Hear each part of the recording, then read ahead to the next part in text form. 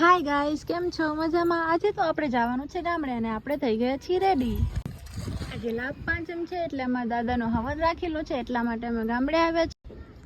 So guys, અમે પહોંચી ગયા આધોઈ અને મારો ભાઈ અમને લેવા આવી ગયો. અને અમારું ગામ તો કંથકોટ છે, પણ અમારા દાદા આધોઈમાં છે એટલે હવન પણ ત્યાં છે. તમારું ગામ કયું છે? પછી અમે પહોંચી ગયા દાદાના દર્શન કરી લીધા. પછી ત્યાં હવન ચાલુ હતો તો પછી મમ્મીએ ત્યાં આહુતિ આપી દીધી. પછી અમે હવનમાં થોડી વાર બેઠા. પછી અમે થોડા બહાર નીકળ્યા તો દાદાની બાજુમાં જ હતું શંકર ભગવાનનું મંદિર, તો અમે ત્યાં પણ દર્શન કરી લીધા. ત્યાં તો જોરદારની હવા આવતી હતી, લોકેશન પણ મસ્ત હતું અને વ્યૂ પણ સારા આવતા હતા. પછી અમે ત્યાં ફોટોસ પાડ્યા અને થોડી રીલ્સ બનાવી. ત્યાં આગળ અમે થોડી વાર બેઠા અને થોડી વાર ટાઈમ પાસ કર્યો. સો ગાઈસ, અમે બધા અહીંયા દર્શન કરી લીધા છે ને આ બધા અહીંયા બેઠા છે. મારા મમ્મી ખબર નહીં ક્યાં રખડે છે. આ મારા દીદી છે, મારા મોટા દીદી છે અને આ મારી ક્યુટ સી સિસ્ટર છે અને આ મારા દીદી ક્રિએટર છે. તો તમે કંઈક કહો. શું કહું? એમ કહું હું કે અમે દર્શન તો કરી લીધા, હવે અમારે જમવા જ આવવાનું છે. તો ખબર શું બનાવી, કયો રસોઈ કાંઈ ખબર નથી. તો ભૂખ લાગી છે જોરદાર, તો ચાલો જઈએ જમવા. મારા દીદીએ જમી લીધું છે, બધું જો પૂરું કરી નાખ્યું છે, બાકી રહ્યું બતાવીશ નહીં. હા, મારી મોટી માં છે.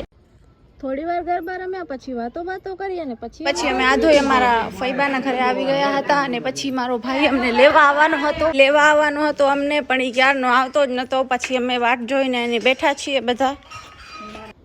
ત્યાંથી નીકળી અને અમે હાલ્યા ગયા જગદાદાના મંદિરે, જગદાદાના દર્શન કરવા માટે.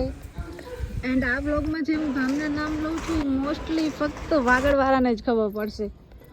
પછી અમે રાપર હનુમાન દાદાના મંદિરે પહોંચી ગયા. ત્યાં અમે હનુમાન દાદાના દર્શન કરી લીધા. દાદાના દર્શન કરીને અમે બહાર નીકળી ગયા. બહાર બધા ચર્ચા કરતા હતા કે હવે ક્યાં જવાનું છે, કેમ કે અમારું કાંઈ નક્કી ન હોય, ઠેકાણું ન હોય. પછી તો બધાએ નક્કી કર્યું કે રાપરમાં જ અમારા કુળદેવી શ્રી કમલાદેવી માતાનું મંદિર બન્યું છે, તો અમે ત્યાં બધા દર્શન કરવા હાલ્યા ગયા. બટ ગાઈસ, અહીંયા જે માતાજીનું મંદિર છે ને, ત્યાં આગળ બહુ જ સુમસાન ઇલાકો છે, એકદમ જંગલ ટાઈપ. તો જે પૂજા કરે છે એ લોકો અહીંયા રહે છે, એમને ડર નહીં લાગતો હોય. પછી તો અમે પહોંચી ગયા માતાજી અને માતાજીના દર્શન કરી લીધા. પછી ફાઇનલી અમે નીકળી ગયા ઘરે જવા માટે. અને રાત પડી ગઈ હતી અને આખો દિવસ અમે રખડ્યા હતા, એટલા માટે હું તો બહુ જ થાકી ગઈ હતી, એટલે વિડીયો બનાવવાની આપણી કોઈ ત્રેવડ હતી નહીં. સો ફાઇનલી અમે પહોંચી ગયા ઘરે, એટલે કે ગોખાતર, વારાહીની બાજુમાં. ગોખાતર મારા મોટા બાપા રહે છે. મતલબ કે અમારું ગામ તો કંથકોટ છે, પણ મારા મોટા બાપા વર્ષોથી અહીંયા રહે છે, એટલે અમે જ્યારે અહીંયા આવીએ ત્યારે જ અમને એવું લાગે કે અમે ઘરે આવ્યા.